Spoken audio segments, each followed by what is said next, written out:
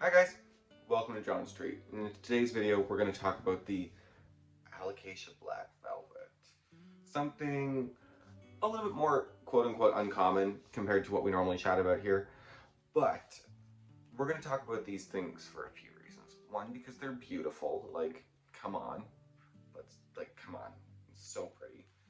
But two, we're going to talk about these because, in my opinion, as somebody who does not sell or distribute rare, uncommon plants, I'll tell you why I think these are a little more easy to obtain. But they're also not so scary to care for either. So we're going to kind of go through all of it. We'll also go through a little bit of where they're from. I couldn't exactly find who first collected this. If I can find it by the time you guys see it, we'll put it over here somewhere. Like if the man or woman that collected it, the name can be found, it'll be here. You'll know before me. But for now, I'll go through what I have. So they're originally found from Southeast Asia and the jungle floors. Borneo, to be a little more specific. The Alocasia Black Velvet is kind of what we know them by. Little Queen is another fun one. Excuse me. The Alocasia, I don't know if I can read this word. Regina? No. The Alocasia, this one. I would definitely say at one point it was rare. It was formerly very uncommon to find or just to see, especially from a seller in my position, someone that does more common plants. And that's because of tissue culture. Not a bad thing by any means. Tissue culture will be the reason that a lot of us might be able to obtain some things on our wish list versus buying them when they're hot on the market, because some of us don't have the money to drop. Some of us also have the money to drop and just can't justify the money to be dropping on plants. And some of us spend the money on the plants. Do you, girl? I don't care. I'm just saying why I think at this point, I wouldn't classify these as a rare plant. They're definitely not super common in the sense that you're going to find them at a grocery store by any means. But with tissue culturing, they're now a lot more obtainable to an extent. As somebody who purchases from growers and wholesale distributors, it's amazing to me that this time last year, if I was lucky enough to see an Alocasia Black Velvet, turn that guy there. If I was lucky enough to see one on my order list, they'd be I know I've paid anywhere from 55 to 85 wholesale for one or two, where things have changed. Things change dramatically. Things go from 60 to 70 to 30 to 40, then hopefully 5 to 6. And that'll all be with supply and demand, obviously. But with tissue culturing, they're now allowing us as a smaller seller the ability to access these things because they're growing faster, they're growing them more, they're producing more than what I think any of us expected also, which will also be a big factor in how kind of pricing goes over the course of a season. Depending on how much the growers are able to just grow, will depend on how expensive they are during those years of popularity. Because if, say this is popular right now, a lot of growers might not be able to get it right now to grow it at the speed that it would be still trending. So some things they've been working on for years. Tissue culture. Anyways, kind of off that note, because we're not going to do a full thing on tissue culture. That's not me, by any means. I'm just saying that I wouldn't classify this as a rare plant anymore because of tissue culturing. And because if we're now at the point in this tissue culturing life, not in general with different tissue cultures, just specifically talking about the Alocasia Black Velvet, in their life of now being produced, they're more obtainable. They're just not rare. And I don't even know if they ever really were botanically rare. I could never find anything that would said they were botanically rare. They're botanically uncommon, but those are also very different. For something to be botanically rare, we're paying a pretty price tag even if there's well, there wouldn't be any in mass production. So just to kind of grasp on those things too, because like you can't, like how do I don't want to offend anybody. I really don't. I also like, don't at me because I'm not trying to be mean. I'm just saying that in today's day and age, as much as it is up to the sellers to inform you guys properly about what we're selling and kind of like where they are in the market, it's also so irresponsible for people to like post them on these mass Facebook groups, these mass just sharing platforms of my rare find.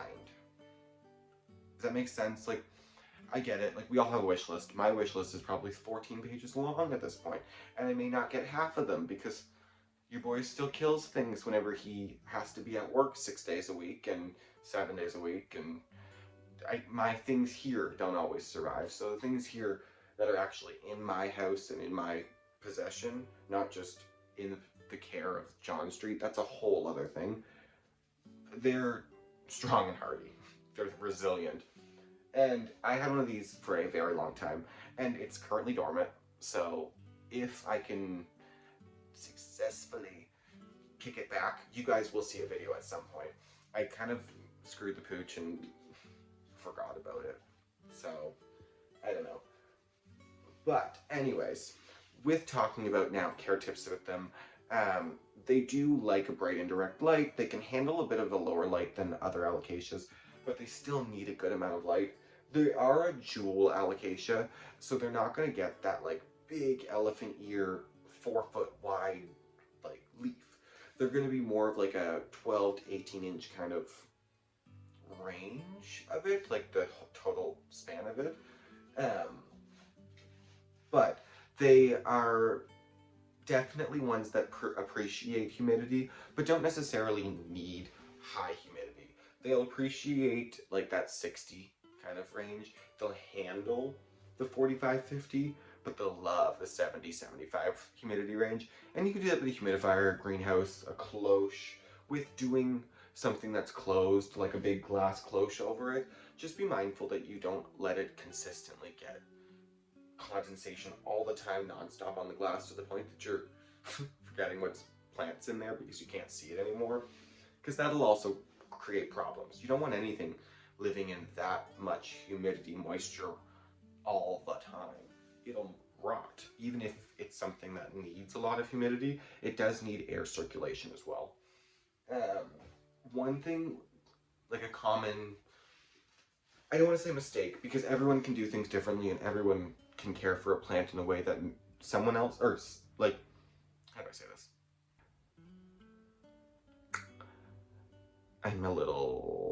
I overthink everything.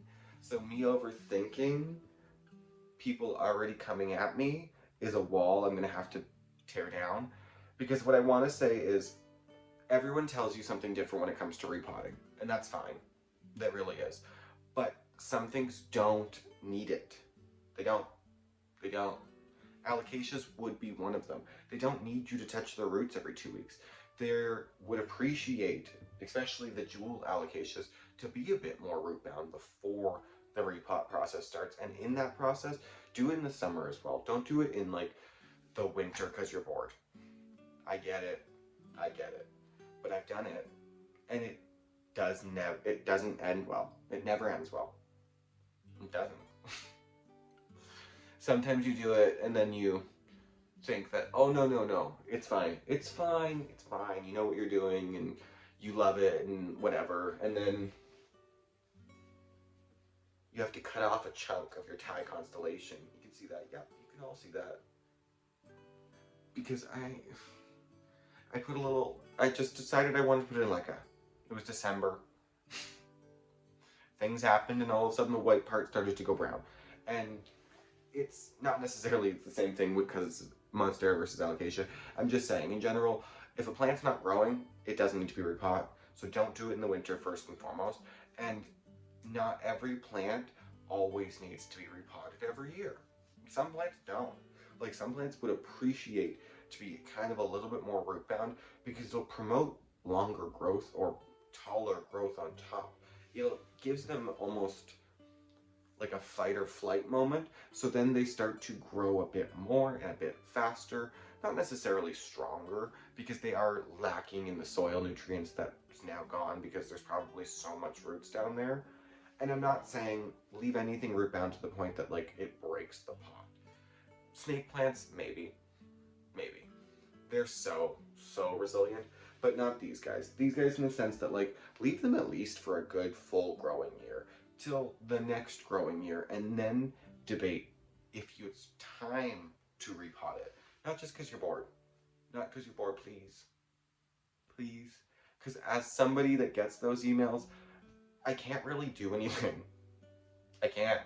All I can say is maybe next time don't repot it. So this is me telling you this time. Don't repot things all the time. Don't. Okay? This video's been a whole bunch of things. It's gone from everywhere. So a quick recap, just a quick recap. Alocasia Black Velvet. They are a jewel orchid. Nope, they're not. Not even close. They are a jewel alocasia. They are originally found from Borneo. Southern Asian jungle floors is primarily where they were growing or are still growing. Bright indirect light. They can handle a bit lower light than other alocasias. They do prefer to be watered once the first about ½ inch of soil to 3/4 of an inch is dry, and then water it. They do like having a bit more of that moisture, not a full-time moisture. They can handle humidity as low as 45-50, and I say handle, not love. And they will appreciate humidity up to about 75%. And honestly, guys, get yourself one. Just get yourself one. They're so fun. But yeah, so that's kind of all for today's video, guys. I love you all. I appreciate everybody who's following and any new subscribers. Love you. Can't wait till you join the family. But thanks for joining, guys, and thanks for joining on this crazy journey where I learn how to do technology all over again. I love you, and see you next time. Bye.